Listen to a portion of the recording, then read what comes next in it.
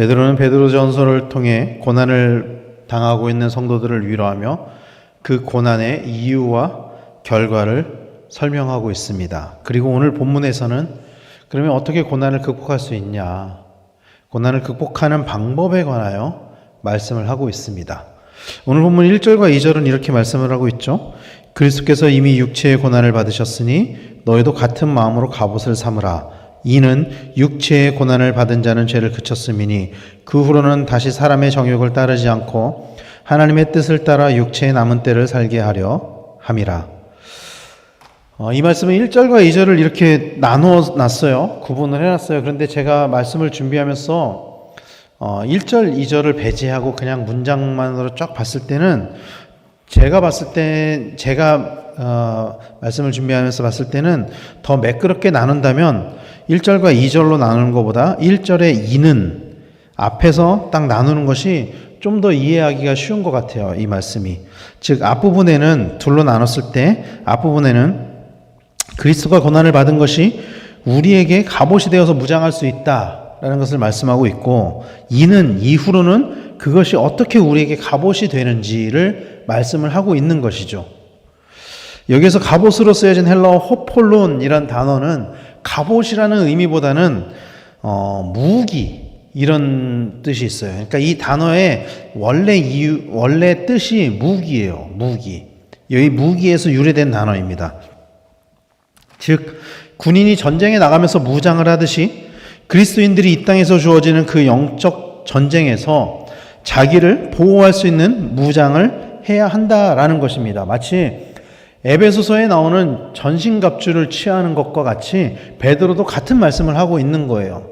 영적 전쟁을 하기 위해서는 우리가 번역으로는 갑옷으로 번역을 했지만 무기를 가지고 있어야 한다. 이런 말씀을 하고 있는 거죠. 그리고 그렇게 할 수 있는 무기가 바로 그리스도와 같은 마음이다. 이렇게 말씀하고 있는 것입니다. 특히 육체의 고난을 가지셨을 때 예수님이 가지셨던 그 마음, 그것이 고난 가운데 있는 그리스도인들에게 무기가 된다라고 말씀을 하고 있는 거예요.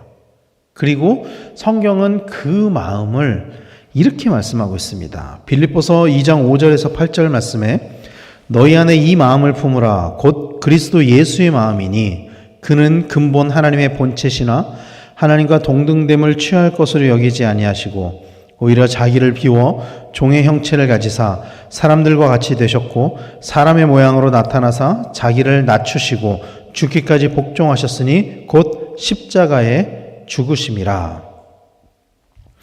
너희 안에 이 마음을 품으라. 곧 그리스도 예수의 마음이니 라고 하면서 그 예수님의 마음을 어떻게 요약을 하고 있냐면은 죽기까지 복종하는 마음, 이렇게 말씀을 하고 있어요. 순환을 당하시면서도 예수님이 가지고 있었던 온유와 겸손, 이 땅을 살아가는 그리스도인들이 무장을 해야 하는 것, 때때로 우리에게 찾아오는 그 고난 가운데 우리가 가져야 되는 무기가 무엇이냐?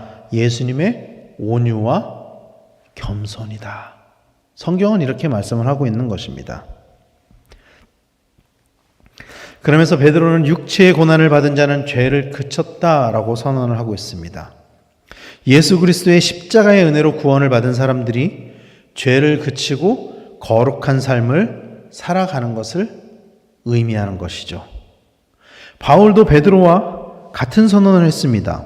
로마서 6장 11절 말씀을 보면 이와 같이 너희도 너희 자신을 죄에 대하여는 죽은 자요 그리스도 예수 안에서 하나님께 대하여는 살아있는 자로 여길지어다. 예수님의 고난과 죽으심에 동참한 그리스도인들은 죄와 유혹의 권세를 이김으로 죄가 끊어지게 되고 거룩한 삶을 살아가는 성화의 과정을 경험하게 됩니다. 베드로는 고난 중에 있는 그리스도인들에게 그리스도의 고난과 죽음의 동참을 통해서 그리스도와 같은 마음으로 무장을 함으로 죄의 권세가 지배할 수 없는 그 성화의 삶을 살아가야 한다. 이거를 권면하고 있는 거예요. 그리스도의 마음을 품고 그리스도와 함께 그 십자가의 고난과 죽음에 동참을 함으로 더 이상 죄의 권세가 우리를 지배할 수 없다. 그 죽음이 우리를 지배할 수 없다. 그것을 선언하고 있는 것입니다. 3절에 나와 있는 이전에 삶을 버리고 라는 말은 예수 그리스도를 닮은 삶을 살아야 한다라는 의미인 것이죠. 예수님의 온유하심 그리고 그 거룩하심을 닮아야 한다. 그것이 이 땅에서 진정한 무기가 된다라는 것입니다. 이 땅에서 고난을 당할 때, 어려운 일을 당했을 때, 핍박을 당할 때 가져야 되는, 그리스도인들이 가져야 되는 무기가 뭐냐? 예수님의 그 온유와 겸손 그리고 거룩함. 이렇게 말씀을 하고 있는 거예요. 그런데 그런 예수님의 그런 성품, 온유함이나 겸손함이나 또 거룩함으로 실제적인 박해를 막을 수 있는 것은 아니죠. 그런다고 실제적인 우리가 삶에서 겪게 되는 그 수많은 어려움들을 실제적으로 극복할 수 있는 것은 아니죠. 이런 베드로의 선언, 이런 베드로의 권면에도 여전히 1세기의 그리스도인들은 박해를 받았고 베드로 또한 죽임을 당했습니다. 이 베드로 전서의 수신자였던 1세기 그리스도인들은요, 여전히 박해를 받았어요. 그런 마음을 가지고 있었음에도 불구하고. 그리고 베드로는 심지어 죽임을 당했다라는 것이죠. 그래서 베드로도 그렇고 바울도 그렇고 죽음을 넘어서는 그 소망을 그리스도인들에게 제시를 했습니다. 오늘 본문 6절 후반부에는 이렇게 말씀을 하고 있는 거죠. 이는 육체로는 사람으로 심판을 받으나 영으로는 하나님을 따라 살게 하려 함이라. 이렇게 말씀을 하고 있는 거죠. 모든 사람은 다 심판을 받게 되어 있습니다. 누구도 예외 없이 다 심판을 받게 되어 있습니다. 1차적으로는 육신의 죽음인 거죠. 육신의 죽음인 것입니다. 우리 중에 죽음을 피해갈 수 있는 사람은 아무도 없습니다.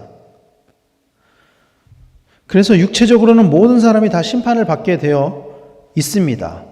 그 심판의 때는 사람들마다 다 다르겠지만 누구나 다 그 심판의 때는 우리에게 찾아온다라는 것입니다. 그래서 이 첫 번째 심판은 모든 사람들이 다 똑같이 당해요. 그러나 두 번째 심판에서 똑같은 결과가 아니라 모든 사람들이 영원한 죽음과 영원한 삶으로 갈라지게 되어 있습니다. 성경은 이것을 말씀하고 있습니다. 베드로는 영으로는 하나님을 따라 살게 하려 함이라고 말씀을 하면서 고난 가운데 육체의 고통을 받고 심지어 죽임을 당할 수도 있지만 영은 영원히 하나님과 함께 살 것이라고 선언을 하고 있습니다.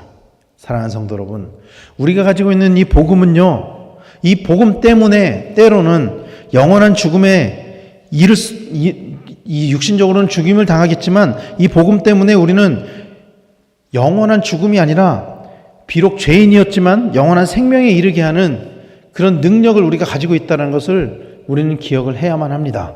그래서 바울도 이렇게 선언했죠. 로마서 1장 16절에 내가 복음을 부끄러워하지 아니하노니 이 복음은 모든 믿는 자에게 구원을 주시는 하나님의 능력이 됨이라. 먼저는 유대인에게요 그리고 헬라인에게로다. 요한일서 3장 14절에서도 우리말 성경으로 이렇게 말씀합니다. 우리가 알다시피 우리는 죽음에서 생명으로 옮겨졌습니다. 성경은 이렇게 선언하고 있습니다. 모든 사람들은 다 죽음을 맞이하게 됩니다. 그리스도인들도 마찬가지입니다. 그리스도인이라고 해서 죽음을 맞이하지 않는 것은 아니에요. 시기의 차이는 있을지언정 언젠가 다 죽임을 당하게 되는 것은 동일합니다. 그러나 그리스도인들은 육체로는 죽임을 당할 수 있지만 영적으로는 복음으로 말미암아 영원히 살게 된다라는 것을 믿으시길 바랍니다. 이것이 우리가 교회를 다니는 이유고 이것이 우리가 하나님을 믿는 이유입니다. 1세기 그리스도인들은 박해를 받고 있었습니다. 그러나 이것에 대한 소망이 있었기 때문에 그들은 그 박해 가운데서도 믿음을 가질 수 있었어요. 믿음을 유지할 수 있었습니다. 그들이 가질 수 있었던 유일한 소망은요, 1세기 그리스도인들이 그 로마의 박해 가운데서도 고난 가운데서도 그들이 가질 수 있었던 그 유일한 소망이 이것이었어요. 하나님 나라에 대한 소망. 하나님 나라에 대한 소망. 그들은 로마의 박해를 물리적인 힘도 없었고 그럴 능력도 없었습니다. 그들이 가지고 있는 유일한 무기는 로마에 대항할 수 있는 유일한 무기는 그리스도의 마음과 같은 온유함과 겸손함 그리고 거룩함이었습니다. 그런 이유로 1세기의 그리스도인들은 육체적으로는 죽임을 당했습니다. 고난 가운데 박해를 받아서 육체적으로는 죽임을 당했습니다. 그러나 그들이 가지고 있었던 그 무기로 인해서, 그 갑옷으로 인해서, 그들이 무장했던 그 무기로 인해서 로마는 결국 복음에 굴복당하게 됩니다. 굴복당했죠. 복음은 살아서 역사하는 것이고 결코 없어지는 것이 아니기 때문에, 죽는 것이 아니기 때문에 결국 이 복음은 살아서 로마를 굴복시키고 로마는 기독교 국가가 되었습니다. 사람의 관점에서 보면은요, 1세기의 그리스도인들은 그 개인은 실패한 인생을 살았을지도 몰라요. 그들은 박해 가운데 죽어갔던 그들은 실패한 인생이라고 평가될지도 모릅니다. 그러나 하나님 나라의 관점에서 보면은 그런 희생 제물이 있었기 때문에, 그들의 피 흘림이 있었기 때문에 하나님 나라가 이루어졌습니다. 로마가 복음화가 되었습니다. 마치 일제강점기 때 죽기까지 싸웠던 그 독립투사들이 개인의 관점에서 보면 실패한 것처럼 보이죠. 실패한 것처럼 보이죠, 실제로. 그러나 그들로 인해서 우리가 독립을 맞이할 수 있었던 것처럼 그리스도인의 고난은 하나님의 나라를 확장시키는 힘이 있다는 것을 믿으시길 바랍니다. 그 고난이 찾아왔을 때 우리가 가지고 있는 그 무장으로 말미암아 하나님 나라를 확장시킬 수 있는 힘이 있다라는 것입니다. 사랑하는 성도 여러분, 그러므로 우리는 오늘 예수님의 마음을 닮아서 온유함과 겸손함 그리고 거룩함으로 무장해야 할 줄로 믿으시길 바랍니다. 그 갑옷이 이 땅에서 우리를 죄의 권세에서 지켜줄 것입니다. 죄로부터 우리를 단절시켜 줄 것입니다.